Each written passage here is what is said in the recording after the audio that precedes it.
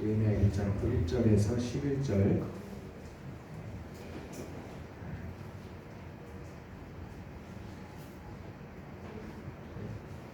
천천히 살세요.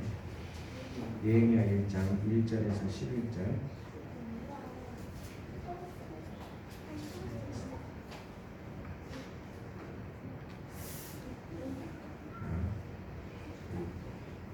찾으셨으면 다 같이 합독하겠습니다. 다 같이 시작. 하가랴의 아들 예레미야의 말이라. 아닥사스다 왕 제20년 기스르월에 내가 수산동에 있는데 내 형제들 가운데 하나니가 두어 사람과 함께 유다에서 내게 이르렀기로 내가 그 사로잡힘을 면하고 남아있는 유다와 예루살렘 사람들의 형편을 보른즉 그들이 내게 이르되 사로잡힘을 면하고 남아있는 자들이 그 지방 거기에서 큰 환난을 당하고 능력을 받으며 예루살렘 성은 허물어지고 성문들은 불탔다 하는지라. 내가 이 말을 듣고 앉아서 울고 수일 동안 슬퍼하며 하늘의 하나님 앞에 금식하며 기도하여 이르되 하늘의 하나님 여호와 크고 두려우신 하나님이여 주를 사랑하고 주의 계명을 지키는 자에게 언약을 지키시며 긍휼을 베푸시는 주여 간구하나이다. 이제 종이 주의 종들인 이스라엘 자손을 위하여 주야로 기도하오며 우리 이스라엘 자손이 주께 범죄한 죄들을 자복하오니 주는 귀를 기울이시며 눈을 여시사 종의 기도를 들으시옵소서. 나와 내 아버지의 집이 범죄하여 주를 향하여 크게 악을 행하여 주께서 주의 종 모세에게 명령하신 계명과 율례와 규례를 지키지 아니하였나이다.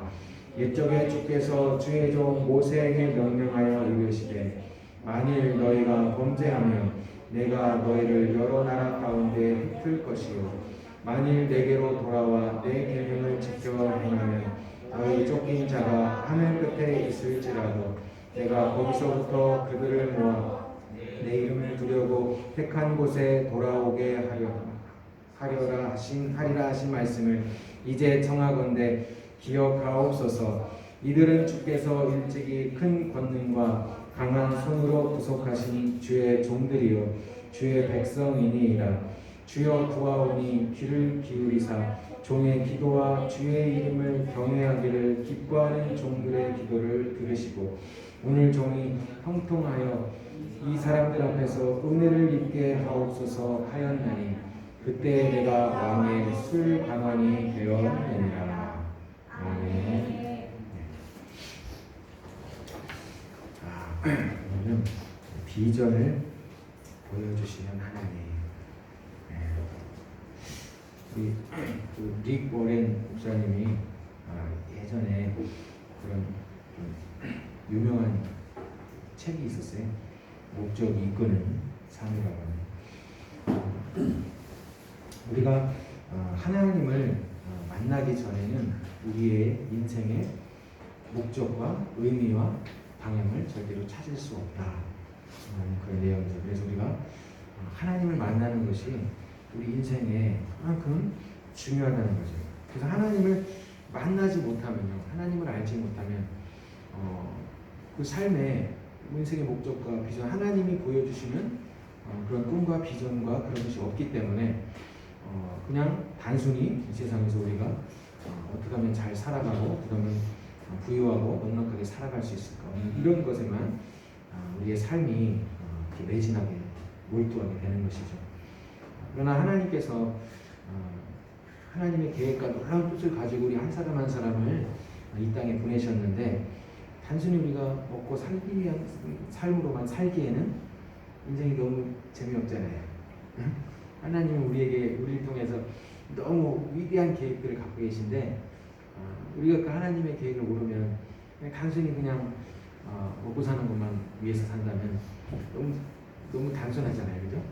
하나님께서는 그래서 우리에게 한 사람 한 사람, 특히 우리 모든 사람에게 다 하나님의 계획과 뜻이 있습니다. 하나님이 우리 이 세상을 통해서 우리를 이루시고자 하는 하나님 놀라운 계획들이 다 있는데 그러나 그것을 발견하느냐 발견하지 못하느냐 그런 문제가 이제 달려있는 거죠.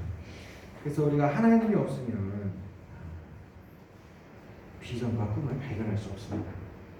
그래서 우리가 예수를 믿고 하나님의 자녀가 되었을 때 하나님께서는 우리가 어떤 일을 해야 되고 어디로 가야 되고 무엇을 하며 살아야 되고 어떻게 우리의 삶의 방향을 정하고 가야 되는지를 하나님께서 어떻게 할까요? 구체적으로 보여주시는 거죠. 우리가 생각할 때 하나님은 그냥 높은 곳에 하늘에 계셔서 어쩌다가 그냥 간절히 기도했을 때 어쩌다 한번 그냥 이렇게 가르쳐 준 거 아니고요.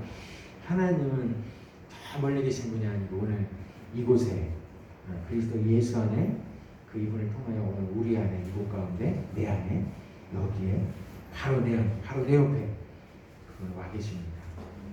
그분은 멀리 있는 분이 아닙니다. 그래서 우리가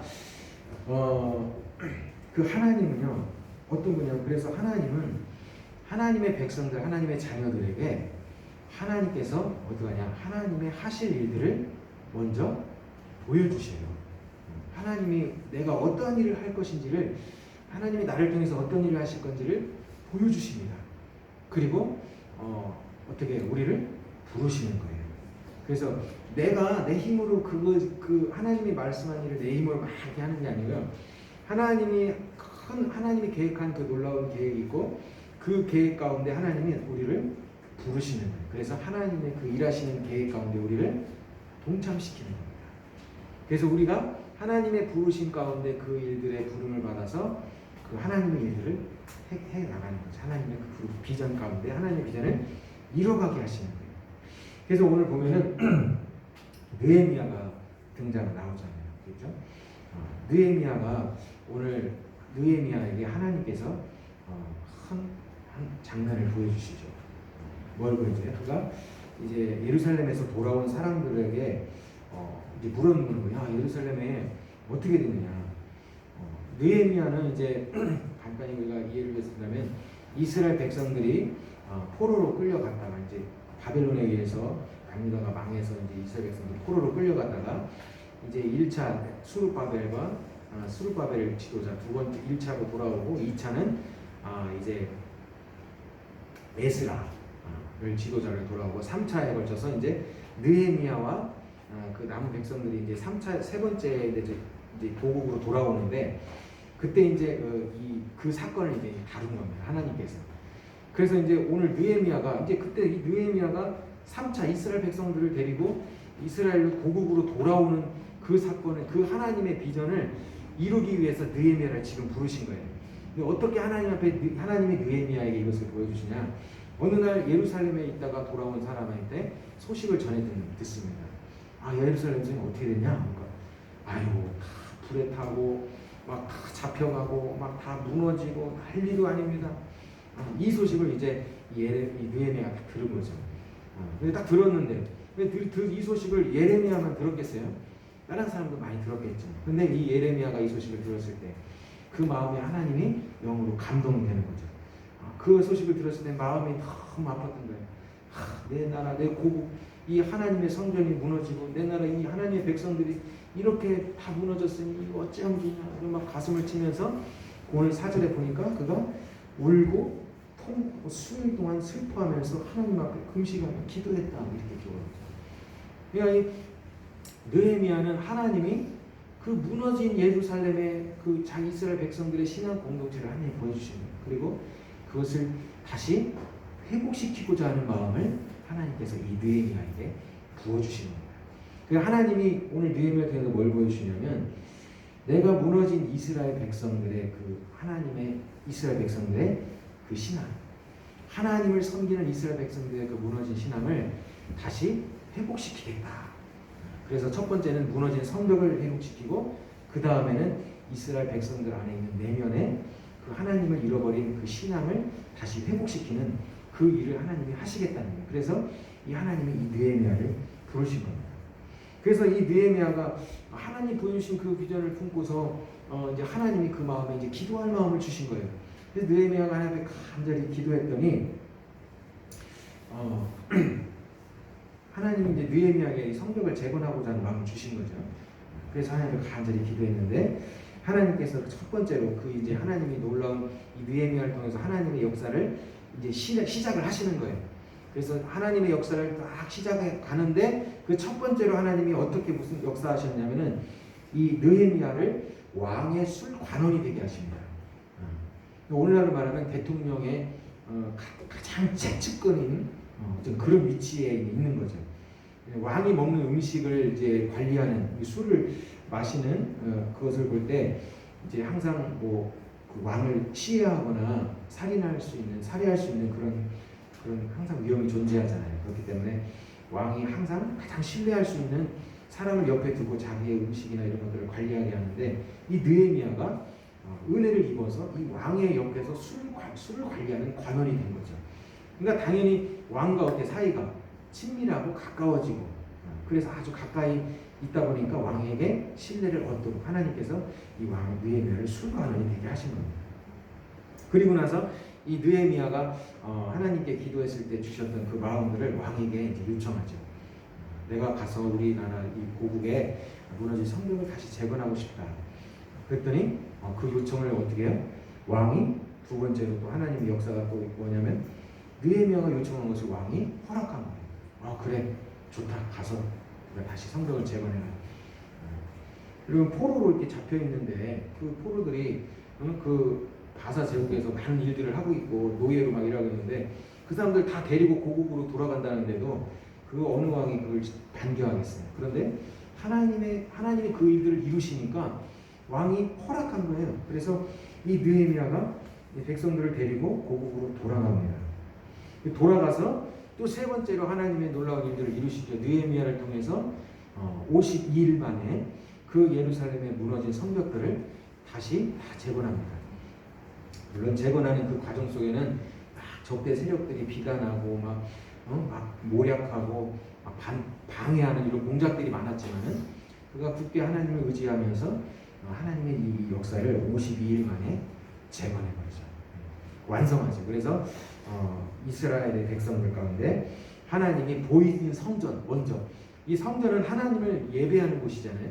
그래서 하나님 앞에 예배하는 곳인 이 성전과 그 성벽 그것을 먼저 하나님이 회복하게 한 다음에 완성시키고 회복시키고 나뉘어서 그 다음에 이제 이스라엘 백성들이 고국에 돌아오지 않고 한 타향에서 오랫동안 이방의 생활을 하다 보니까 신앙이 많이 흐트러졌거든요. 그러니까 다시 하나님의 말씀으로 그들의 신앙을 다시 회복하기 위해서 느헤미야가 당시 학사였던 에스라를 통해서 사람 백성들을 모아놓고 하나님의 말씀을 가르치기 시작하면서 그들 안에 다시금 회개 운동이 일어나서 영적인 부흥이 일어나서 그들의 믿음을 다시 하나님께로 돌이키게 하고 마음을 하나님께로 돌이키게 하는 신앙의 부흥 운동이 일어나게 됩니다. 그래서 이 이스라엘 공동체가 다시 영적으로 회복되게 하는 거예요. 그러니까 하나님께서 하시고자 했던 원래 그 일이 큰 꿈이 비전이 뭐냐? 포로기에서 포로 생활을 오랫동안 하면서 무너졌던 그들의 신앙을 다시 고국으로 돌아와서 하나님만을 섬기는 믿음의 사람, 믿음의 공동체인 신앙을 회복시킬 이스라엘의 영적인 신앙을 회복시키는 그 일을 하나님이 이제 계획하셨는데 그 일에 누구를 부르신 거예요? 느헤미야라는 사람을 부르신 거죠. 그래서 하나님이 하시는 그 일에 이 느헤미야의 삶을 사용하신 겁니다. 여러분, 우리의 삶은요, 이와 같습니다. 우리의 삶은 이와 같은 삶이에요. 그래서 하나님은 우리 한 사람 한 사람을 이렇게 부르셔서 하나님이 우리 한 사람 한 사람에게 꿈과 비전을 주시는 거예요. 난 잘 모르겠는데요. 잘 모르겠다고요? 그럼 기도하고 찾아야죠. 우리 근데 어떻게 하면 그런 하나님의 비전을 발견할 수 있을까요? 그게 우리의 관심이잖아요, 그렇죠? 나는 하나님의 비전이 뭔지 모르겠는데 그것은 우리가 하나님과의 관계를 다시 바로 세울 때만 가능합니다. 우리가 하나님과의 관계를 바로 세울 수 있는 방법은 뭘까요? 어떤 사람들은 이제 그렇게 생각할 수 있어요. 기도 많이 하고 예배 안 빠지고 말씀 많이 읽고 뭔가 영적 신앙생활 열심히 막 해야지 되지 않을까요? 그런 그것도 그 회복하는 사람의 일부일 수도 있지만, 그러나 그렇다고 해서 그 사람이 하나님과의 관계가 온전하다고 할 수는 없습니다. 성경이 말하는 우리가 하나님과의 관계를 온전히 회복하고 우리가 바로 하나님과의 관계 가운데 설 수 있는 유일한 길은 오직 예수 안에 들어가는 것밖에 없습니다. 그분께서 우리의 모든 죄와 고통과 죄와 모든 것을 짊어지시고 십자가에서 대신 지으시고 부활하셔서 우리의 구원의 주가 되셔서 우리 인생의 주인이 되셨어요. 우리는 항상 예수 이름으로 항상 하나님 앞에 나아가고 그분 앞에 설 수 있습니다. 우리 예수님 안에서만 우리는 온전한 삶의 모습으로 하나님을 기쁘게 할 수 있어요. 예수 안에 있을 때만 우리가 정말 주님을 위해서 살 수 있거든요. 그래서 우리는 예수님과 연합하는 삶을 살아야 돼요. 우리의 삶이 주인의 자리를 그리스도께 내어드려야 되죠. 그래서 그분 안에 있을 때, 그분 안에 있으면 어떻게 돼요? 그분 안에 있으면 하나님이 보여주시는 꿈과 비전, 하나님이 나를 통해 하시고자 하는 일을 발견하게 됩니다. 예수님 안에 있을 때, 그러면 예수 안에 있는 자에게 누가 역사해요? 예수님 안에 있는 자에게는 하나님이 보내신 성령, 주께서 보내신 성령이 우리 안에 들어오셔서 우리 안에서 역사하시고 우리를 계속 도와주시는.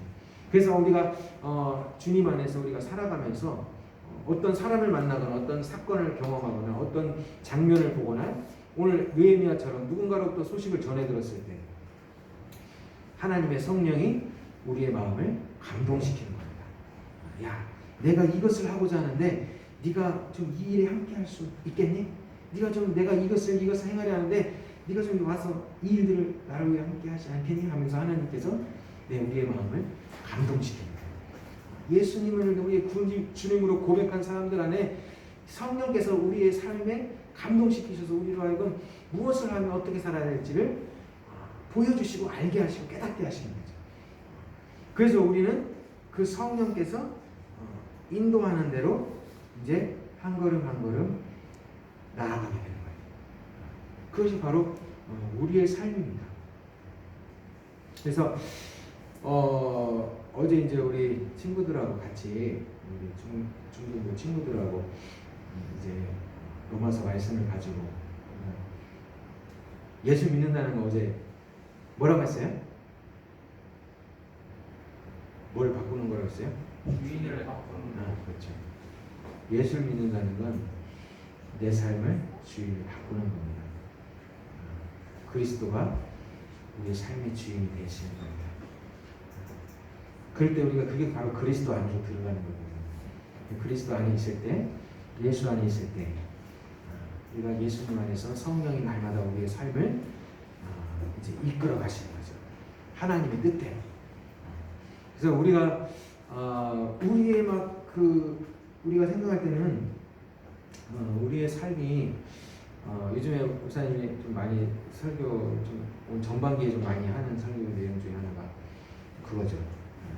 목사님도 코로나를 경험하면서 코로나 전에 그래도 이렇게 좀 이렇게 아이들이나 선배님들이 어느 정도 이렇게 성장의 교회가 되다가 코로나로 인해서 참 이렇게 좀 정체되고 또 어떤 친구들도 모이고 하다 보니까 목사님은 깨달은 거야. 진짜 내 입은 내 마음대로 되는 게 하나구나. 내 마음대로 안 되는구나. 하나님이 하시는 거구나. 내가 아무리 웃음나가 되는 게 아니고 주님께 모든 것이 주권이 있다는 것을 참 알게 되고 깨닫게 되면서 그 설교를 많이 했던 것 같아요. 인생은 우리 마음대로 되지 않는다는 거. 그래서 우리가 막 뭔가를 하려고 막 우리가 애를 쓰지만요, 그것이 우리 뜻대로 잘 되지 않습니다. 우리 인생은 그냥 주님이 이끌어 가시고 우리를 보내시고 우리에게 허락하신 환경, 보내신 곳, 보낸 사람 만나게 하는 환경과 장소와 그 환경에서 성령의 인도를 따라 그냥 매일매일 한 걸음 한 걸음 살아가는 거예요, 내 삶이. 그러니까 너무 막 복잡하게 생각할 것도 없고 너무 막 우리의 마음을 너무 막 쏟을 필요도 없어요. 예. 우리는 내가 주인이 아니기 때문에 그래요. 내가 주인이 되면요, 너무 삶에 막 애착을 너무 갖다 보면 너무 삶이 힘들어집니다. 그러니까 조금 우리의 삶을 로마서 사도 바울의 것처럼 우리가 율법에도 죽어야 되거든요. 우리는 완벽한 사람이 될 수 없어요. 우리의 힘으로는 완벽해질 수가 없습니다. 그리스도께 모든 걸 맡기고 우리 자아를 내려놓고 그리스도께 맡기고 우리는 한 걸음 뒤로 물러나서 성령의 인도 따라 가는 대로 한 걸음 한 걸음 따라가는 거예요. 그때 우리 안에 영적인 회복이 일어나고 하나님의 비전을 보게 돼요. 그 내 삶이 버겁지 않고 주님께서 말한 것처럼 수고하고 무거운 짐진 자 다 되기를 원하는 내가 너를 쉬게 하리라 하시잖아요. 그리스도 안으로 들어가면 주님께서 우리의 삶을 이렇게 인도하시기 때문에 그 짐들이 그리스도 안에서 벗어지는 거예요. 막 무거운 나를 짓누르는 그 모든 짐들이 예수 그리스도 안에서 그 모든 무거운 짐들이 벗어집니다. 그 안에서 자유와 기쁨과 평안이 우리의 삶 가운데 부어집니다. 네. 그리스도가 내 안에 있기 때문에 생명이 부어지는 거죠. 그래서 우리의 삶은 성령이 인도를 따라 그렇게 해서 쭉 가는 거예요. 그래서 우리 청소년들에게 어제 이제 뭐 같이 했던 말씀, 고등학교 또 들어 이제 고3, 중3들이다 보니까 고등학교 올라가면 또 학교 가서 또 치열한 공부하고 하는 것도 힘들고 어렵죠. 그래서 무엇보다도 복음 안에 우리 학생들이 하나님의 말씀으로 예수님 안에 늘 거하는 그 훈련을 하기 했으면 바람으로 이제 어제 교회에서 같이 나눴는데 이 주인을 바꾸고 그러면 우리 안에 찾아오신 성령께서 우리 안에 오셔서 우리의 삶을 매일같이 인도하시거든요. 그래서 우리가 예수를 우리의 주인으로 고백하고 그분을 우리의 주인으로 모시고 늘 우리 안에 계신 성령을 따라 한 걸음 한 걸음 나아갈 때 하나님께서 그 성령 안에서 내가 어디로 가고 무엇을 해야 할지를 성령께서 우리에게 보여주십니다. 알게 하시고 그리고 그것을 볼 때 내 마음에 감동이 돼서 그 길로 가게 되고 그 길로 인도함을 받게 되고 그 길이 순탄하게 물론 가면서 부분적인 걸림돌이 있고 돌발 상황들도 벌어지지만 그러나 하나님의 역사는 계속해서 진행됩니다. 그래서 계속해서 하나님이 도우시고 하나님이 이끌어 가시기 때문에 그 삶이 순탄하게 계속해서 나가죠. 그리고 하나님의 역사를 이뤄가는 것을 보게 됩니다. 그래서 우리는 예수 믿고 하나님의 자녀된 우리에게는요 이런 축복이 있습니다. 하나님 만나지 못하고 하나님 알지 못하는 사람은 비전이나 꿈이 없어요. 그냥 자신도 나름대로 목적이 있고 목표가 있다고 하지만 그건 단순히 그냥 자신의 어떤 그 욕심을 이루기 위한 수단으로밖에는 전락할 수 없거든요. 그래서 우리가 예수 그리스도를 믿음으로 하나님과 온전한 관계 안에 설 때 하나님 그 예수 안에 있는 자들 안에 하나님의 계획을 보이신다. 그리고 그 계획을 통해 하나님이 이뤄갈 수 있도록 사람을 보내시고 모든 환경을 통해서 하나님이 인도하신다. 그래서 그 일들을 이뤄가게 하신다. 그래서 하나님이 오늘도 우리 한 사람 한 사람을 한 사람 한 사람에게 여기 계신 모든 분들 한 사람에게는 하나님의 놀라운 계획과 뜻이 다 있습니다. 그리고 그분은요, 우리가 늘 목사님이 어제 얘기했지만 그분은 오늘도 이 순간에도 우리를 매일같이 인도하고 계십니다. 주님은 오늘도 저를 인도하고 계시고 그럼 매일같이 주님을 인도하시냐니까요. 매일같이 찾아오셔요. 주님이.